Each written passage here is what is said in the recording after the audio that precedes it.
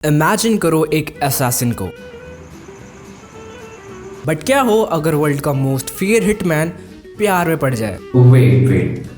What?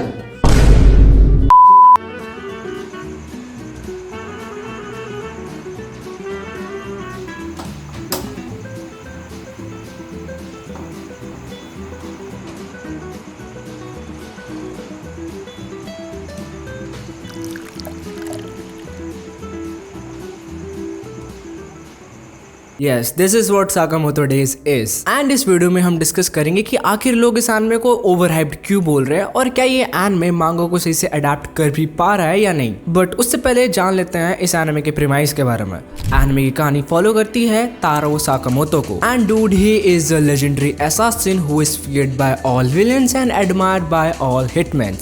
And हो भी क्यों ना, he is a badass. But फिर साकामोतो क्राइम की दुनिया से अलग हो जाता है। गैस करो क्या ही रीजन होगा। एक कन्वीनियंस स्टोर की लड़की ने स्माइल क्या पास कर दी, अपना साकामोतो वहीं पिघल गया। Yes, bro fall in love. उसके बाद साकामोतो अपनी पसंदीदा औरत के साथ शादी कर लेता है, घर बसा लेता है एंड एक बेटी भी हो जाती है। एंड उसके बाद वो अपनी अंडरवर्ल्ड दुनिया को बाय बाय कह देता है। उसके बाद साकामोतो के साथ कुछ ऐसा होता है जो तुम्हारे पापा के साथ हो गया है। हाँ, वो मोटा हो जाता है। भाई मैं लोगों के पापा को रोस्ट मार रहा हूँ। फिर साकामोतो चूज करता है एक कन्वीनियंस स्टोर को चलाना, बीवी के हाथों का प्यारा खाना खाना, एक प्यारी सी बेटी होना, और क्या ही चाहिए। बट क्या लगता है साकामोतो की लाइफ इतनी इजी थोड़ी ना हो जाएगी। बट तभी एंट्री होती है शिन की, जिसको साकामोतो को मारने के लिए भेजा जाता है, क्योंकि अंडरवर्ल्ड दुनिया के कुछ रूल्स हैं, या तो क्राइम की दुनिया में वापस आ जाओ या फिर सीधे मौत।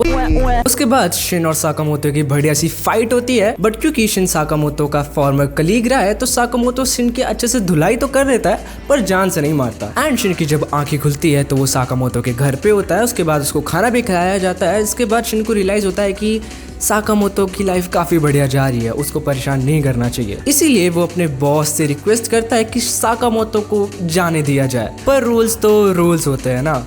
रूल्स मतलब रूल्स फॉलो ना करे थे।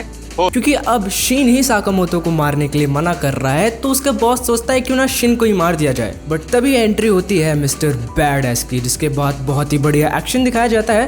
But there is a twist. Sakamoto की वाइफ का एक रूल है कि साकामोतो अगर किसी को भी जान से मारेगा तो तलाक तलाक तलाक। वेट व्हाट, मैंने 3 बार बोल दिया क्या? एंड अपनी जोरू का गुलाम साकामोतो अपनी बीवी की बात को मना कर सकता है क्या? वेल, अगर इतनी सुंदर बीवी हो तो कौन ही मना करेगा। And this is what Sakamoto Days is, एक wholesome anime with comedy, action and you guys will definitely like it। बाकी रही बात कैरेक्टर्स की, तो सबसे पहले बात करते हैं साकामोतो की। अपना मेन प्रोटैगनिस्ट जो पहले अपने प्राइम में था, अभी भी वैसा ही है, बस थोड़ा सा मोटा हो चुका है। और है अपना साइड कैरेक्टर शिन, जो अपने से सामने वाले के दिमाग में क्या चल रहा है वो सब कुछ रीड कर सकता है। तो इसके सामने जो भी सोचना सोच समझ कर सोचना।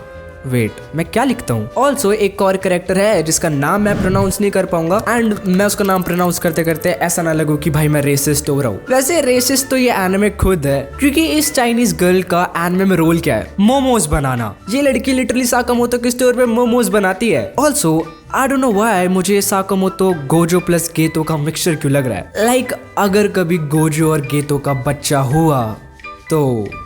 बाकी नाउ कैरेक्टर्स और प्रेमाइस जानने के बाद तुम लोगों को ये एनिमे थोड़ा बहुत स्पाई फैमिली जैसा लग रहा होगा। स्पाई फैमिली जैसा ही वोलसम है, कॉमेडी है, एक्शन है, साथ में कैरेक्टर्स भी थोड़े बहुत सिमिलर लग रहे होंगे, जैसे शिन जो अपने से सामने वाले का दिमाग रीड कर सकता है। And you know spy family में आन्या भी ऐसी ही है जो सामने वाले का माइंड रीड कर सकती है। ऊपर से योर की जगह पे यहाँ पे एक और सुंदर वाइफू है। वेल, मेरे को तो योर ही ज्यादा पसंद है। But Sakamoto takes different approach. दोनों एनिमे की स्टोरी टेलिंग काफी डिफरेंट है, दोनों ही एनिमे का प्लॉट काफी डिफरेंट है। तो मेरे को कमेंट करने से पहले एक बार सोच लिया करो। एंड अगर तुम लोग कम्युनिटी में एक्टिव हो तो तुम लोगों को पता होगा कि साकामोतो डेज को काफी गालियां पड़ रही है। कुछ लोगों का कहना है कि एनिमे मांगा को सही से अडैप्ट नहीं कर पा रहा है। तो उसके लिए मैंने इसकी मांगा भी रीड करी, and there are some reasons कि लोग ऐसा क्यों बोल रहे हैं। पहला रीजन है गोर एंड ब्रूटैलिटी। मुझे पर्सनली मांगा ज्यादा ब्रूटल एंड गोर लगी as compare to anime. Although anime की रेटिंग PG-13 है, एंड उस हिसाब से ब्रूटैलिटी अच्छी खासी है। लाइक लिटरली सर कट रहा है, खून दिख रहा है, PG-13 के हिसाब से ठीक है। वाइल जब मैं मांगा पढ़ रहा था मैंने एक और चीज नोटिस करी, जो चैप्टर्स मांगा में है उसको एनिमे में अडेप्ट ही नहीं किया गया। लाइक लिटरली एपिसोड 1 के बाद 2 चैप्टर्स हैं एंड उसको एनिमे में दिखाया ही नहीं गया, सीधा चैप्टर 4 से दिखाया गया है। वैसे उन 2 चैप्टर्स में कुछ खास तो नहीं था, लेकिन शिन और साकामोतो के बॉन्ड के बारे में वो चैप्टर्स थे एंड मेरे को पर्सनली लगता है कि वो दिखा देना चाहिए था। लाइक एक लिटरल एपिसोड नहीं तो सेकंड एपिसोड के फर्स्ट हाफ में ही दिखा देना चाहिए था, क्योंकि जितना ज्यादा तुम कैरेक्टर्स को दिखाओगे, उनके बॉन्ड्स को दिखाओगे, ऑडियंस उतना ही ज्यादा कनेक्ट कर पाएगी। ये मेरा पर्सनल ओपिनियन है, मे बी मैं गलत भी हो सकता हूँ। एक रीजन ये भी हो सकता है कि एनिमे में इन चैप्टर्स को नहीं दिखाया गया, वो है pacing.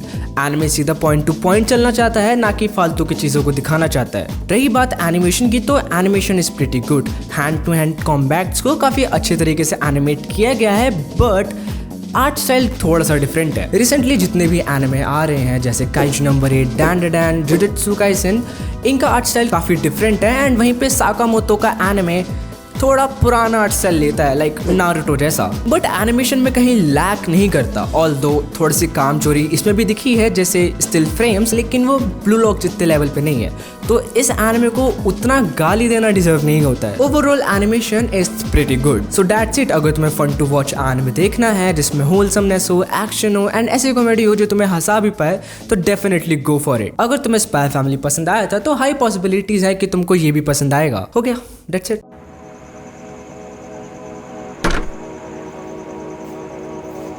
He's alone. We can kill him right now.